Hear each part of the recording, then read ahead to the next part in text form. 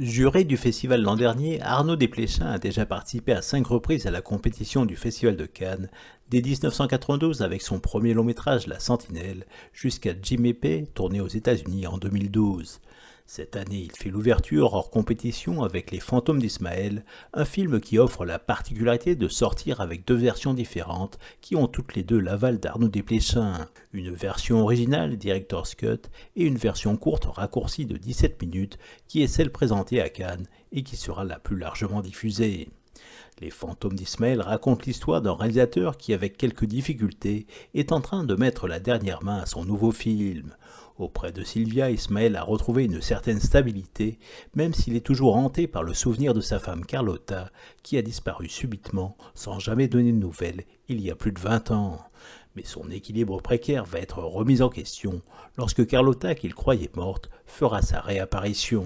Aux côtés de Mathieu Amalric, l'acteur fétiche d'Arnaud Desplechin dont il incarne un peu le double confronté à ses angoisses, vont s'affronter 2 femmes qui se disputent le même homme. Astrophysicienne solitaire et rêveuse, Charlotte Gainsbourg est la raisonnable, tandis que Marion Cotillard est insaisissable, mais touchante comme lorsqu'elle danse sur une chanson de Dylan. Dans des registres forcément différents, les 2 actrices donnent du corps à ce beau film dans lequel Arnaud Desplechin aborde avec beaucoup d'autodérision des thèmes qui lui sont chers, comme le vertige du deuil ou la nécessité du cinéma, avec de nombreuses références à ses précédents films. Dans ce film à clé dans lequel il revisite le triangle amoureux, le réalisateur n'hésite pas à se remettre en question pour mieux chasser ses fantômes et se réinventer.